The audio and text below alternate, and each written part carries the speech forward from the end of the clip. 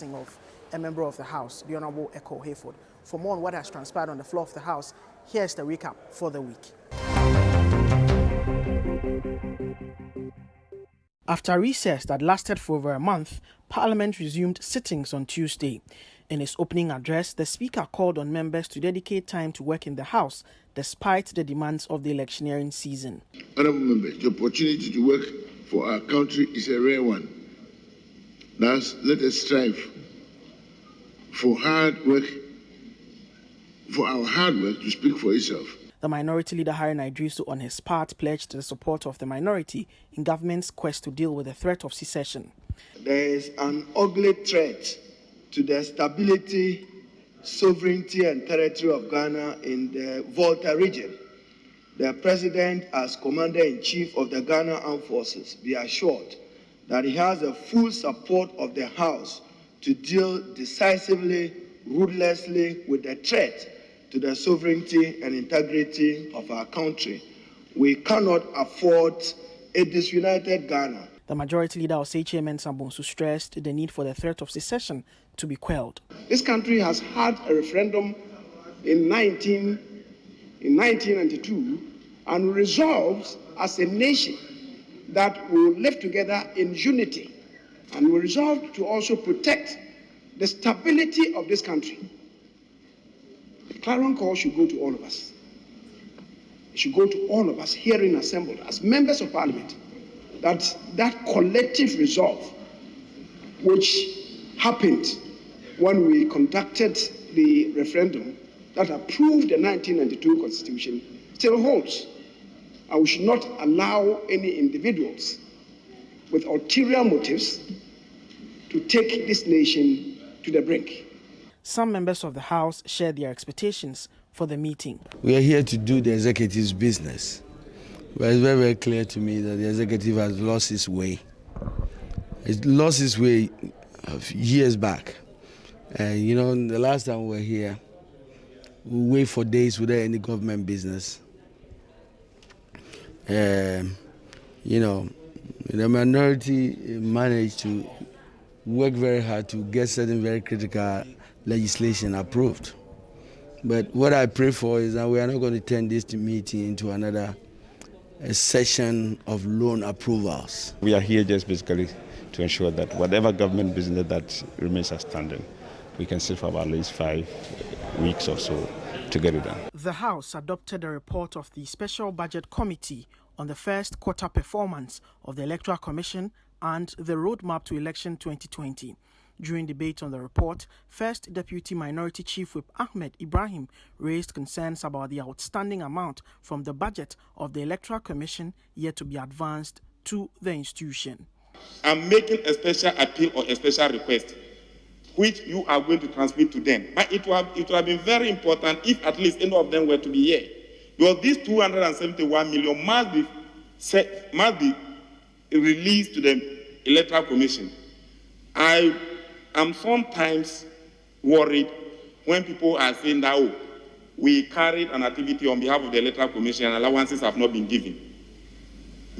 But where we are now, most activities will be happening and re-happening. So the Electoral Commission will have no option, but she's performing an activity on behalf of the state. So the state must see it as a tangible reason for releasing the 271 million cedis. Because this is the first time a new set, there are about 3 or 4, they are all new. A new voters register, a new technology. So if funding too becomes a challenge, Mr. Speaker, we may organize an election and tend to be blaming, and I don't want us to be shaking. If we shake responsibility, you will be doing what we call blame game.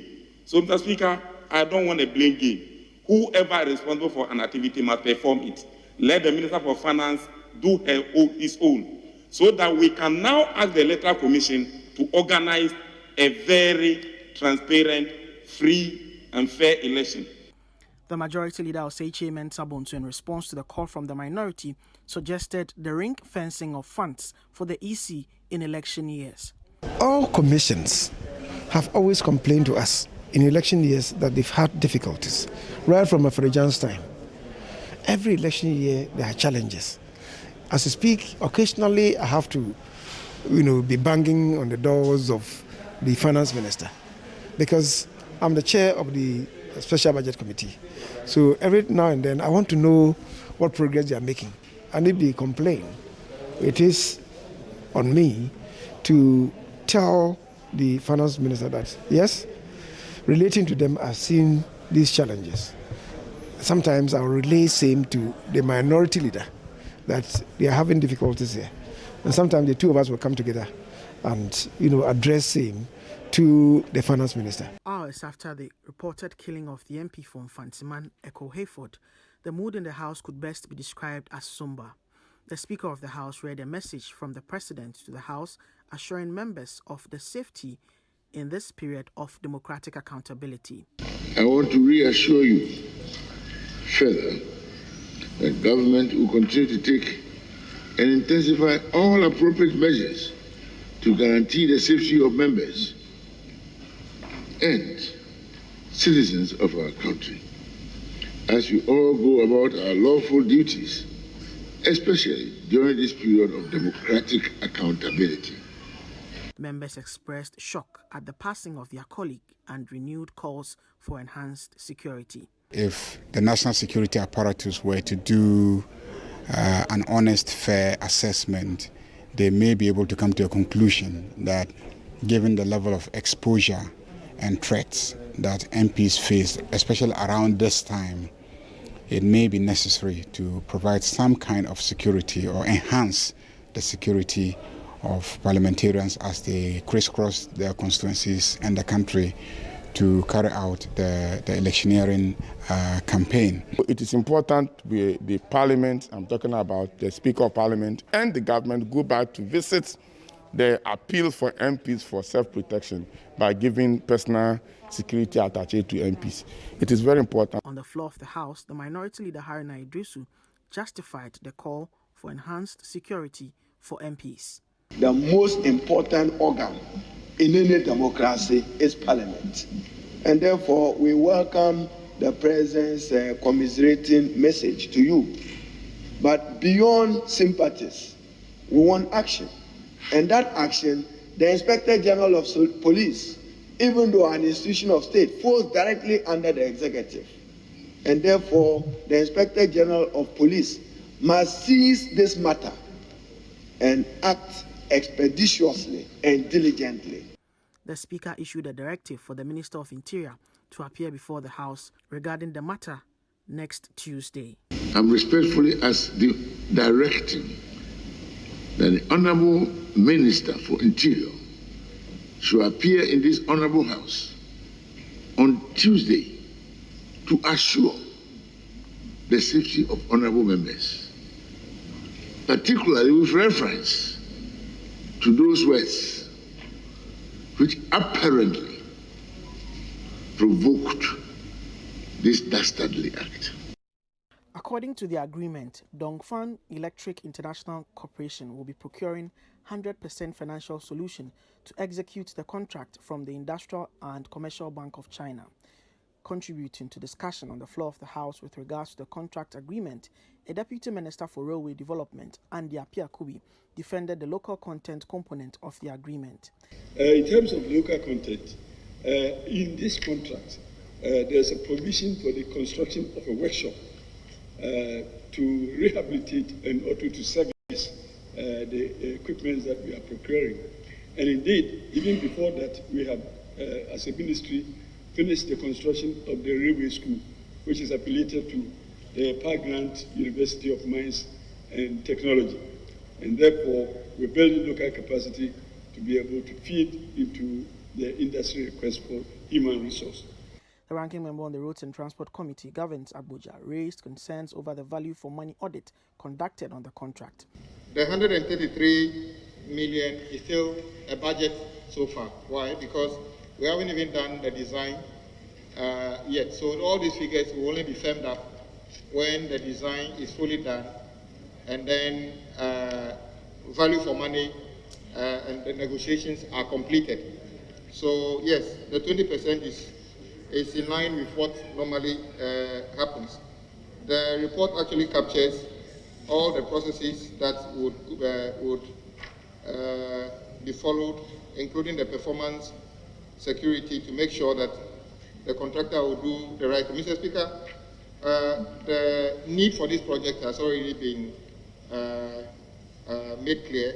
A $70 million contract agreement between the government and Strabag AG of Austria to finance the secondary Takrady water supply rehabilitation and expansion project was presented to the House.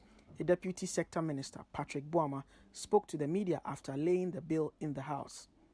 You saw me laying the paper for the secondary Takrady water project.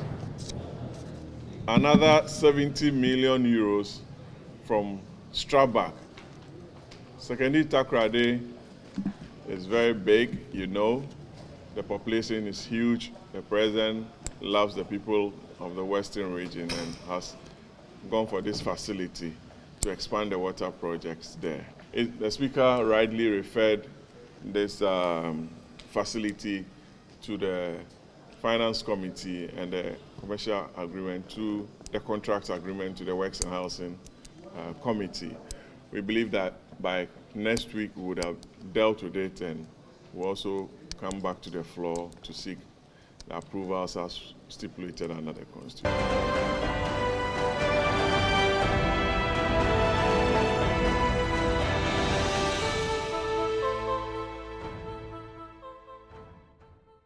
We'll take a break here. When we are back, we'll take you to from the floor segment, where we'll have two members of parliament discussing the major issues emanating out of the House this week.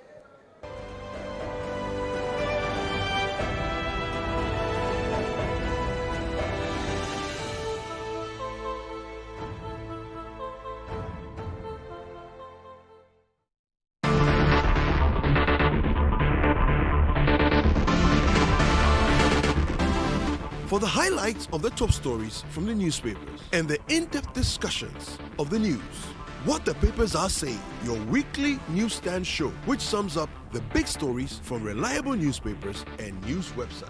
I think what should happen in all this is that they need to sit down and reconcile the systems they use. If they agree to use one system, let's ensure that that same system is used. Because if you are using another system and I'm using another one, the conclusions may not be the same because each system has assumptions it makes, each system has conditions and things they must meet, etc. Join Vivian Kailoko and her panel to review the headlines, break down the stories, and analyze the issues. What the Papers Are Saying is this and every Thursday at 9 p.m. on City TV.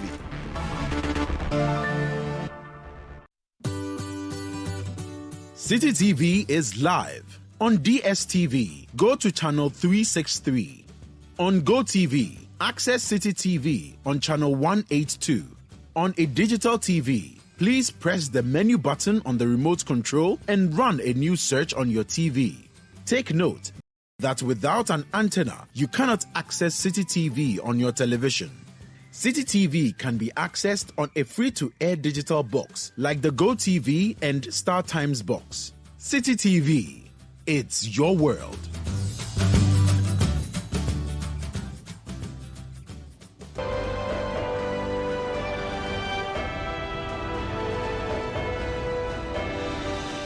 Hello and welcome back from the break. This is from the floor segment of the chamber.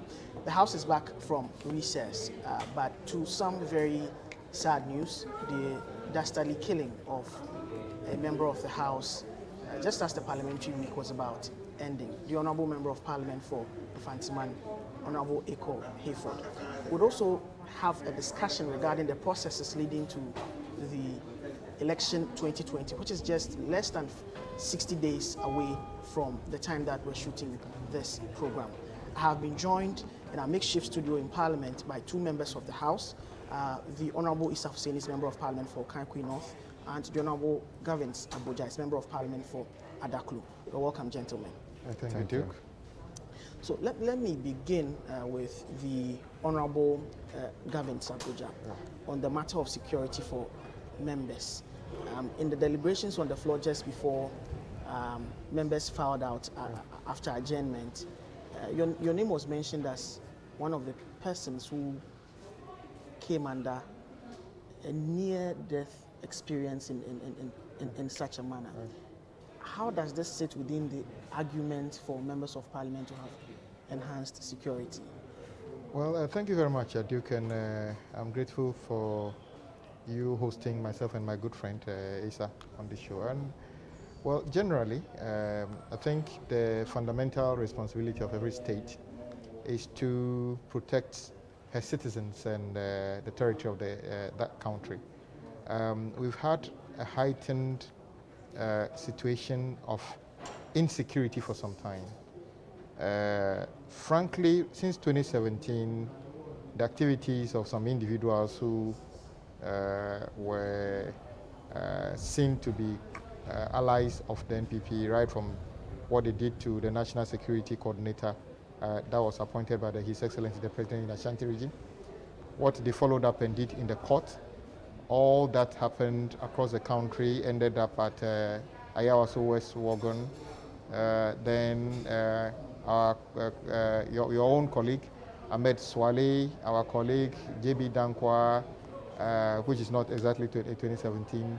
And then myself, somewhere 2017, I was returning from my constituency one dawn, and I was attacked. I was fortunate, I was the only one in the car. I was fortunate, I wasn't hurt, so I kept driving until I got to Tema. The police told me you were lucky. If you had stopped to check what it was, maybe you wouldn't have it. So I'll count myself as lucky. I know our colleague from Shaiso, who was also attacked, he was lucky to survive. Few colleagues have had, near misses. And waking up to news of a dastardly act that took the life of our brother Eko this morning is very sad. The circumstances are unclear to many of us. We hope the security agencies can do a better job. You listened to a letter written by the police commander when Parliament requested that we needed a bit more of protection. Duke, nobody in Parliament is saying that members of Parliament's lives are more important than the constituents who we serve. But there's a reason that the President of the Republic is given every possible security. He's also just a Ghanaian like you and I. You could be the president. But there's a reason we need to protect him. There's a reason ministers, there's a reason DC. So exactly what makes it difficult for us to think that currently a number of our colleagues are either ministers or deputy ministers. Now, if you take those ones out, we're just about maybe 150 or so who are not in any position who have got, because if you take leadership in Parliament, they also have security. So I don't think the bank will break if we provide a level of security for members of Parliament to be able to deal with this. And so for me, I think the President will have to deal or assure us better in terms of protecting all of us. Currently, I don't feel too comfortable about what is going on, not only about MPs, but about the general security. Look at the disturbance in the Volta region recently, where people were brave enough to go and storm a police station, take up arms, terrorize people and all this. It appears to me government is not on top of security in this country. Okay. And sadly, that is my view. Well, let me speak to the Honorable Issah Fuseini now. This morning, you wrote on your Facebook wall about how very close you were to the Honorable Eko Hayford, and how this is a very difficult matter for you to handle in terms of the issues and how this has developed. Is there a state of insecurity that has permeated and it's affecting members of Parliament? Is it about time MPs renew calls for the state to provide security just like other Article 71 holders? Good. Thank you for hosting myself and Honorable Agbodza on your platform. First of all, I want to say my condolences to the immediate family of Eko. For us in the NPP, we are all in mourning. His constituents, I'll have to say some condolences, send my condolences to them. But this is what we have decided to be doing at this time. And it comes with all sorts of risk. I'm sure every endeavor comes with its level of risk. Time and again, we have had members of this House experiencing some acts which we could have actually prevented or maybe be better prepared for them. But unfortunately, these acts happen, we brood over them for a couple of days and then we go back to sleep. Eko's case, for me, it's very sad. Eko is a former police officer, and I gather his wife is also a serving police officer. So you can just imagine. In the recent past, when there have been issues of security or on issues bordering on how we could enhance the security of members of this house, for on our side, on the majority side, we have reverted to Eko because of his expertise as a former policeman. And for him to have suffered such, it's just heartbreaking. It's heartbreaking. It's heartbreaking. Your question of whether it was a general sense of insecurity, I think that, and I've said this, moving to members of parliament. And I have said this, and I'll keep saying it when it comes to certain matters, unless we should be able to look at it in a nationalistic way. I mean, as a nation, we are evolving, and as we evolve, our challenges will also be evolving. A while ago, things that we weren't too used to, or certain types of crime that we weren't used to, are surfacing. But that is not to say that it is a general sense of insecurity. I don't want to politicize issues like security. My colleague here was enumerating some of the dastardly acts that has happened in our very recent history. And you realize that once he was going on and on, then he mentioned J.B. Duncan. Once J.B. Duncan, then you could know that it wasn't under the watch of this current president. But you see, it's all a case of us politicizing these issues. But we should move away from it. And as members of parliament, as a nation, I think we should bring up this discussion and nip this in the bud, because what happened to Eko? It could probably have happened to any other member of parliament. I mean, this is the time towards elections. You are with people, but he was what you are gathering. He was actually singled out, and this happened to him because he was a member of parliament. Wow. I don't know. I mean, investigations case of contract killing. I mean, from what it's early days yet, and for me, I've also gotten contrasting stories as to what happened. I hope that it is not the case. I am hoping and praying. But the case that we have made time and again, I have been here in just under 4 years. And over the 4 years, whenever issues like this come up, we speak about enhancing our security. Like my colleague said, under Article 71 office holders are entitled to this. But when it comes to Parliament and the issue comes up, the whole public tends to have or take a stance against it. And so we call back into our shell. And then it happens again, and then we'll come and then brood over this. 275 of us here, this happened to Eko. If it actually happened, or he was actually shot at because he was an MP, then that is a very serious issue. And the issues come to this house that we have to address. And sometimes it's you know we are here with you. So sometimes some of these issues are quite controversial. People have interest that we have to make sure that the national interest is put ahead of. And so we tackle things that are sensitive. And if we are doing such sensitive work and our state or our welfare, it is not taken at a level that has to be considered, then there's cause to worry. Today I'm going out, it's a weekend. I have so many programs lined up over the weekend. Now I'm wondering how safe it is, whether I should revise my notes, whether I should rework my whole schedule for the rest of the time going up into elections. It's quite worrying that at this time, less than 60 days to elections, something like this will be happening. It is worrying, I must say. But I think that we should look at it in a bigger sense. In fact, if something had happened when J.B. Dankwa's issue came up, if something had happened, who knows? It might have or Kwame Agbodza or Kennedy Kankan would have not suffered the ordeal that they had to go through. Perhaps if something was done then, but every time there is this back and forth and then nothing happens and then we accept it, we brood over for a couple of days and then we go back to our old ways. I think that this is a wake-up call, thankfully. You heard the ruling of the speaker. He's invited the minister here on Tuesday to come and give us a briefing on it. And from there, I think that we should really take the security of members. So we are not singling out members of parliament. It is because of the offices that we hold. So it is the office that will require that and not our persons. People should understand that.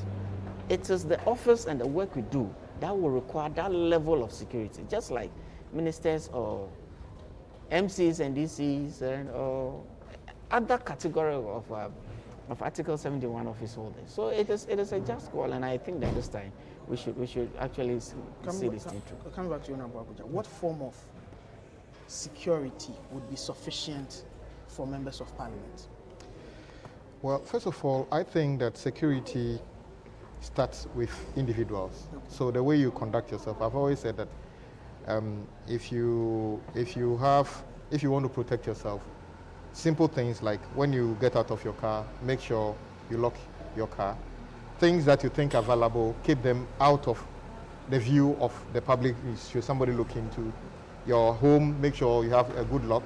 When you hear strange noise in the night, make sure you know where it's coming from before you get out and all those things. But beyond that, like my brother said, in this house, you've seen us even argue seriously and passionately about certain things.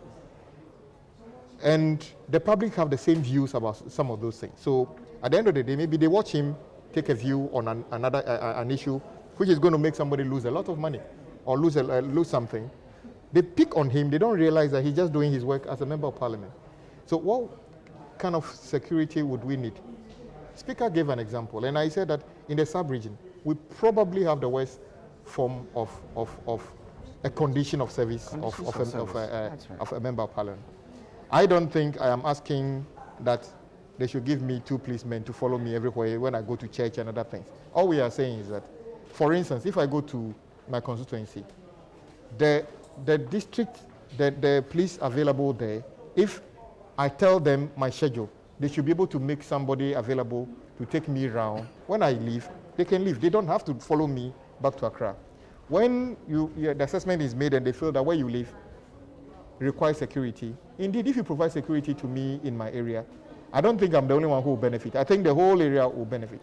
So we want national security to make these assessments and be able to come up with this. And I always ask myself, we have colleagues, myself, I've not been in executive position before. We have colleagues who are deputy ministers in ministries that you ask, who cares about you, who is going to harm you? But they have security 24 hours in their car, in their homes and everything. We are not competing with them. We are just saying that give us a level of security that you feel, based on an assessment, makes us do our work without getting scared. Look, Speaker said something. If at the end of the day, we don't have a parliament, in fact, parliament is democracy is about parliament. Because even in Saudi Arabia, there's a government, and there's probably a court. The only thing that is missing in that is that they don't have a parliament that is competitive, and we should be proud of ourselves as a country to have this.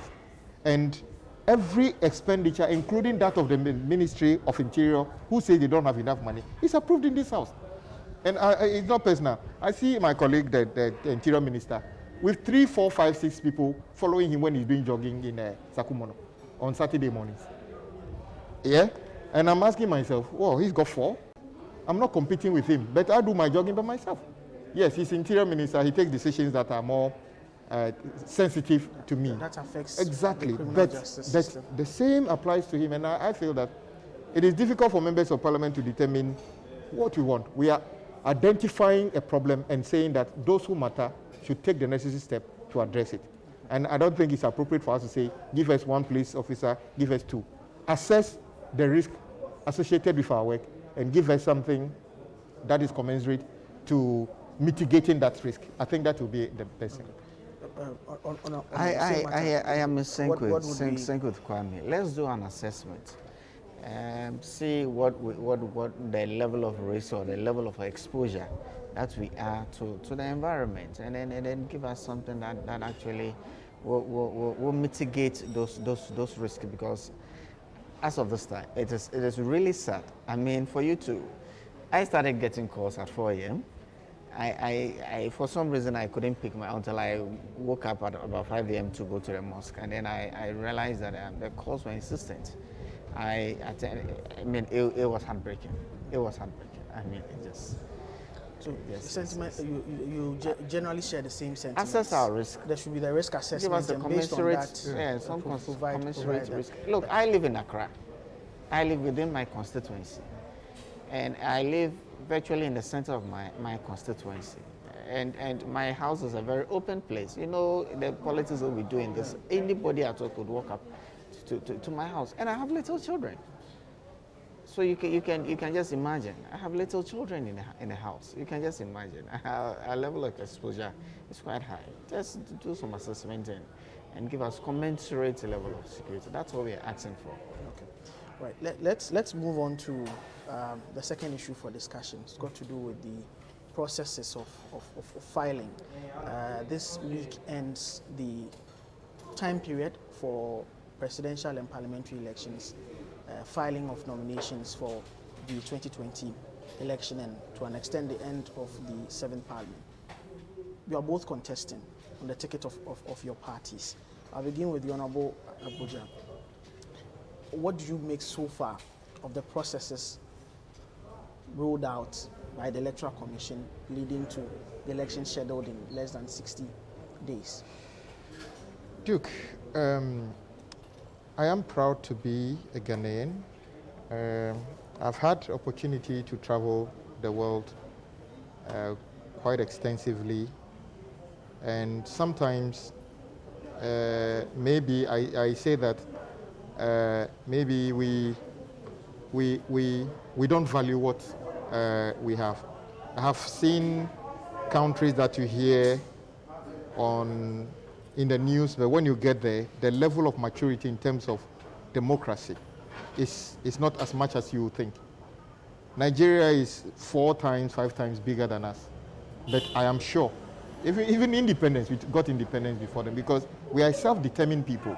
We aspire to be the best in everything. The Ghanaian always want to come home with a trophy that, yes, this is me, and that is positive about us.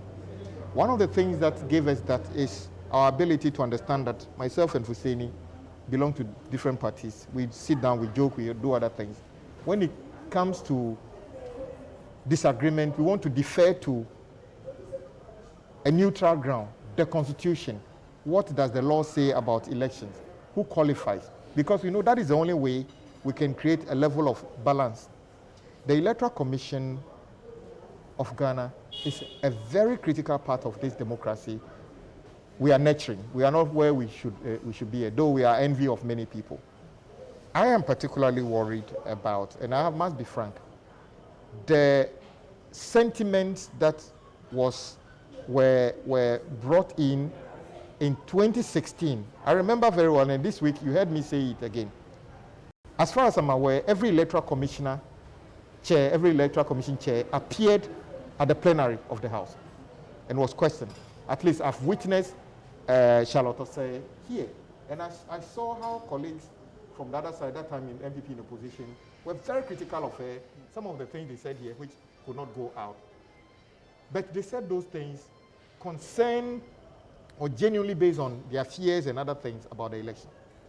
Now, for some reason, people believe she wasn't good enough.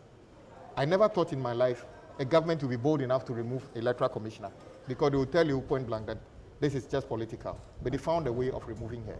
The reasons were upheld by due process, if that's anything to go but that same process can remove the next one. Okay. You understand? And I hope that when the next one is removed, in fact, if she was removed from because of, how do you call it? Procurement infraction. That's what it was. That's 1,000 procurement infractions that are being suspected already.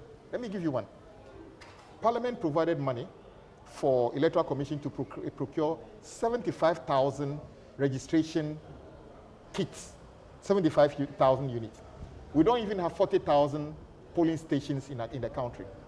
But during the registration, we couldn't provide the registration kits for every polling station. So we did them in clusters because there were not enough.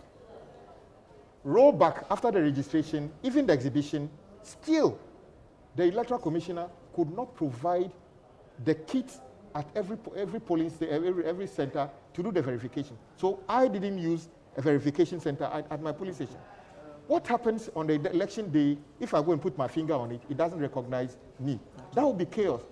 Based on all these things, and frankly, I think the posture of Madam Jean Mensah and Mr. Bosman, I'm speaking for myself, I don't trust them for a minute that they will do a fair job. I feel if they have any opportunity, they'll twist it towards NPP, because for me, I see them more as party people than a neutral person who wants to conduct a registration. And guess what? All our fears have been confirmed. Today, we are in October. We haven't even finished preparing the voters register. So the argument may be because of the situation in which we find ourselves in the COVID era. No. And the arguments that were made that the Electoral Commission itself needed sufficient time to be able to. But you were here. We raised all those things. They gave us assurance that there's enough time. We said that the old register was good enough. The EC came out saying that there were people who are still on this register who ought not to be on the register. You understand? If you say somebody is on the register in Adaklu, he got on the register because he used NHIS card. Today you have gone to reinterpret the constitution by saying that any two people in Adaklu can confirm that I'm a citizen of Adaklu. So at the end of the day, we are on, this is the 10th, 10th of October.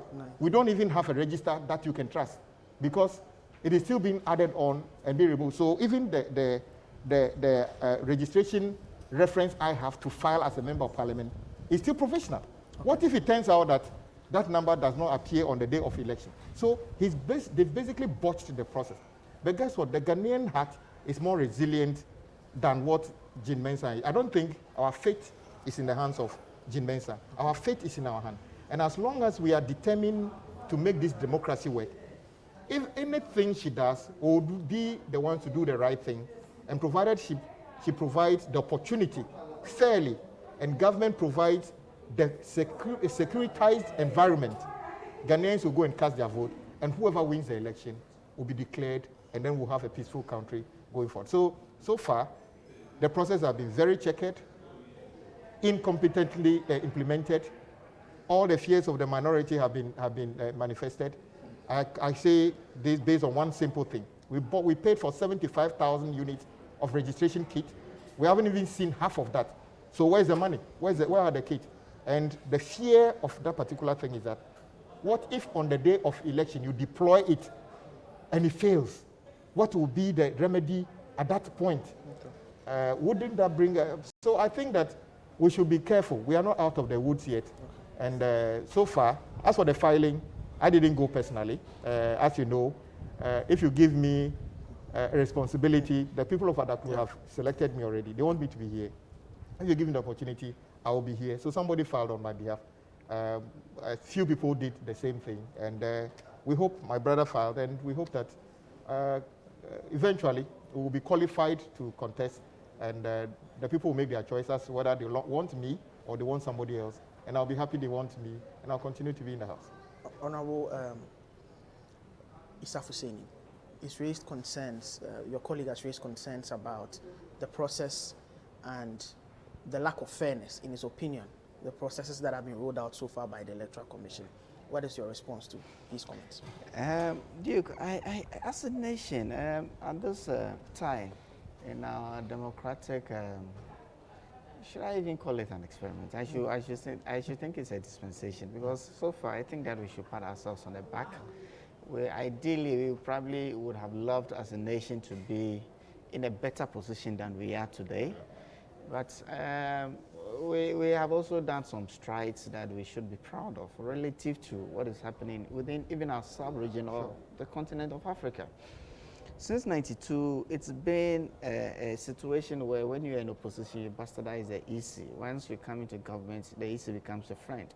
I'm thinking that for us, young people, Kwame, myself, and we should try and move away from that standpoint. But are the concerns not justified? Is it justified? Quite recently, I was reading. Is not available. I was reading Professor Kwame Ahoe's book, and then I discovered how they actually discovered Afarajan to be part of the EC back in the day when he had a conversation with him. He realized that he wasn't an enemy of the revolution, and he was skewed towards socialism. Those were the two cardinal points that qualified him to get into the process, the days of Odonmafa and the likes, subsequently for him to be a commissioner. But Mr. Farajan was there. He oversaw so many elections that saw even an opposition come into power. And you see, in all of this, there are checks and balances, but the same constitution that set up the EC, and we have gone by the letter. The subject of Charlotte Osei and all of that, I mean, it was done to the book. To the book. The processes this time around, we all will realize that we are not in normal times at all. 6 months ago, we probably were talking of whether or not to hold elections, and we were looking at our constitution, whether it makes provision for force majeure situations like we experienced or we are still experiencing. What was going to happen? So we, as a nation, we should even be looking along those lines. We are seeing established democracies like the US, situation of whether or not it's going to be fair. People are afraid to come out and vote. There's ballots, postal ballots, and it's a whole fluid situation around the world. And Ghana is not an exception. Most of this equipment my brother is referring to are not even done here. We have to depend on other places to be able to procure this. So it is not just a matter of because Parliament gave approval for the procurement of 75,000, they are going to be ready. And the EC has said time and again, the advent of COVID-19 has actually affected the timetable of the Electoral Commissioner. Whether or not we're even going to do a register, and all of this. And we have proven over the period that we could put measures in place for us to have a fair playing field. We did a voters register. I am sure that as a stakeholder that I am, just like my brother is, we are all quite interested in how the register went. The EC is still in the process of working from the provisional register that we have today to get a final register. And all those timelines are in the CI. All those timelines are in the CI. We say 60 days before elections, you could still put people in there. But if you register people within 60 days, they're unable to. We are playing by the rules that this House has approved. So where lies the fears? Where lies the incompetence that we keep referring to the Electoral? I am not speaking for the Electoral Commission, but I'm speaking like a stakeholder in this whole process. I am a candidate. I filed my nomination yesterday. I am a candidate, and I'm taking part in the upcoming elections. I am playing by the CI. If the EC does something which is contrary to the CI, the provisions of the CI that this House has approved, we all jump at it because we are stakeholders. I am contesting elections as well. I am a major stakeholder in all of this. And I won't still sit aloof and watch the EC mess the process up. So you trust and have confidence in what they have done so far? Given the situation that the whole world is facing as of now, given the situation, I think that we have not done badly. Okay. We pray that all the concerns people had within the exhibition, the EC is able to rectify them and give us a final register in time for the parties to prepare for the elections. And that is what I'm hoping, and I believe that the EC has the capacity to do that. And that's so for a House or stakeholders, I will urge all of us to support the efforts of the EC to ensure that we once again we have a peaceful elections come December 7th. And whoever is victorious or whoever is on the other side will actually know that it's a fair process that is produced that results and will not suffer some of the things that other nations have suffered through elections. Okay, I wish we had the time to allow honorable members of Parliament bring in their closing comments, but for want of time, we may have to end the conversation here. We've been discussing the demand for security by members of Parliament, or renewed calls, if I may put it that way, renewed calls for members of parliament to be provided with enhanced security and the processes leading to the election 2020 that have been rolled out so far by the Electoral Commission. I had with me once again the Honorable Issah Fuseini, Member of Parliament for Kankwe North, Member of the Majority Caucus of the House, and the Honorable Gavin Kwame Agbodza, Member of Parliament for Adaklu, Member of the Minority Caucus, Ranking Member on Roads and Transport Committee of the House. Thank you very much, gentlemen. And thank you out there for doing the viewing.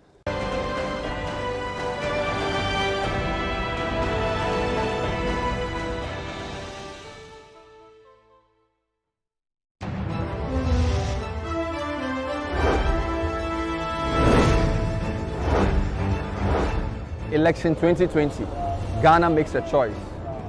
Tracking and bringing you reports of the presidential and parliamentary campaigns across the length and breadth of this nation. Analyzing campaign activities and election data with our panelists on the Voters' Diary. The Voters' Diary is the most factual, instructive, and balanced election 2020 analysis program on television. The Voters' Diary every weekday on City TV from 3 p.m. to 4 p.m. Stay informed on all the relevant issues on election 2020. Tune into the Voters' Diary, it's Ghana's choice.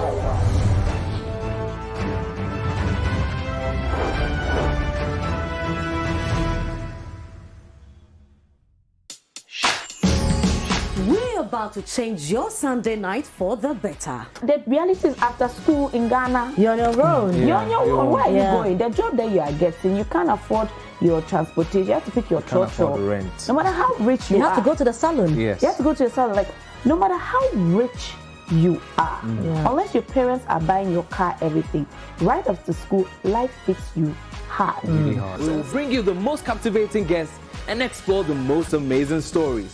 It was petrifying, terrifying than what you people saw on camera, because I think the video was about, I can't remember, 8 or 6 minutes. The whole incident was about 2 hours. So Agbodza was chased out of my neighborhood by my neighbors with cutlass. They came to your house. So he marched me outside. Naked? Naked. We will dazzle you with real-life situations and examine mind-blowing topics. To take us out to do that. So, yeah. Oh, nice one. Oh, nah, this looks good on me, you know that? I feel really good. I'm ready to go now.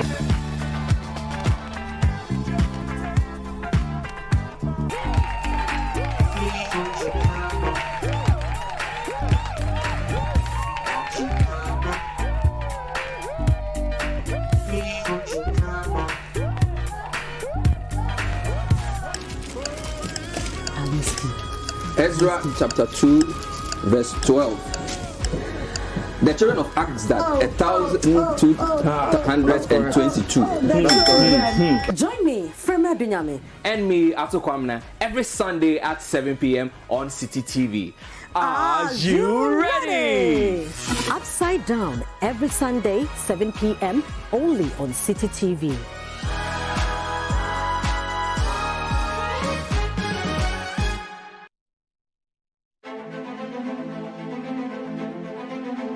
On the 7th of December, you will be going to the polls to elect a member of parliament. How well do you know your constituency? We take a visit to the Owutu Senya East constituency of the Central region. We are coming to you from the Issah constituency in the Ashanti region. I'm still in the Aswanse constituency. Political parties will be campaigning for your vote. We have done almost about 80 to 90 different projects across the constituency. There is no single school under any electoral area that has not seen the development of Honorable Muntaka. But as a constituent, what will inform your choice of a candidate to represent you in Parliament? My party is my community. What program are you bringing in to solve my problem of my community?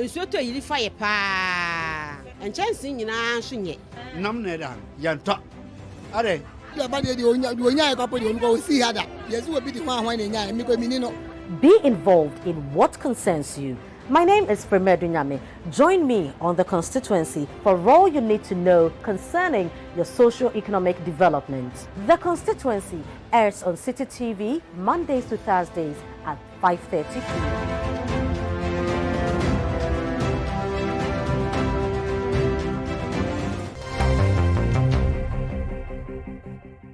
Hello and welcome back from the break. This is Duke's View. Now this week, two major things have happened in Parliament. The House is back from recess to conduct business mainly on issues regarding the 2021 budget. That is what is known in parliamentary terms as the vote on account. In addition to that, they will be considering quite a number of things, including some loan agreements and, of course, the issues relating to election 2020. Now, this is the time and the opportunity for members of parliament to actually keep their eyes on the ground and be very vigilant with regards to the appropriation that will come to the House.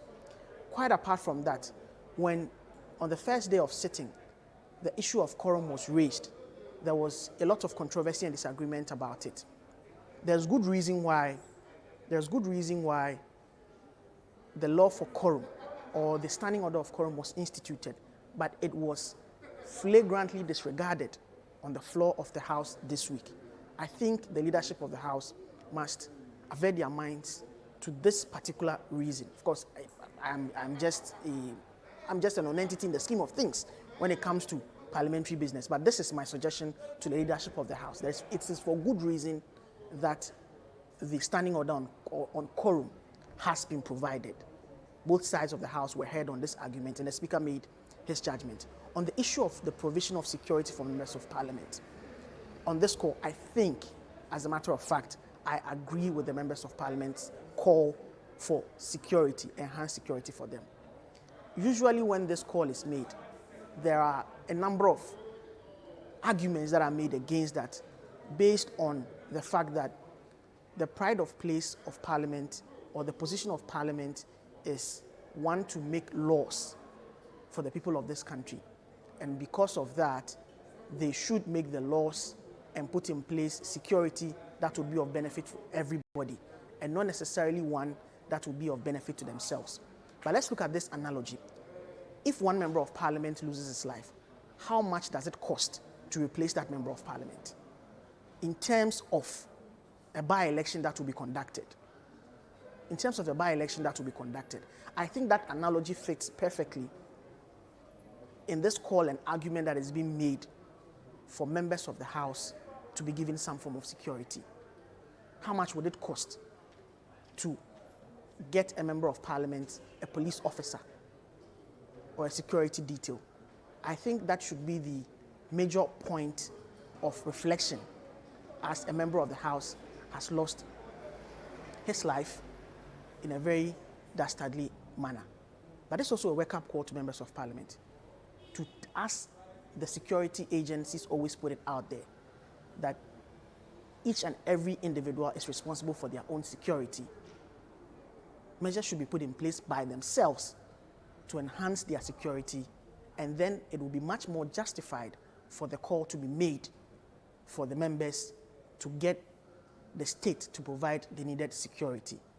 On the argument of cost, it is important that the state provides security for them, but on the personal score, they also have to take that initiative to ensure that they enhance the security by themselves. In the coming week in Parliament, the Minister of Interior, the Interior Minister, Ambrose Derry, himself a member of Parliament, has been summoned by the Speaker to provide an update on measures that is being put in place, or measures that are being put in place to ensure the security of the members based on a security risk assessment that has been conducted, or that is being conducted. And that's how we wrap up this week's edition of The Chamber right here on City TV. My name is Duke Mensah Opoku. Next week, same time, on this same channel, City TV will bring you another edition of The Chamber. Keep watching City TV.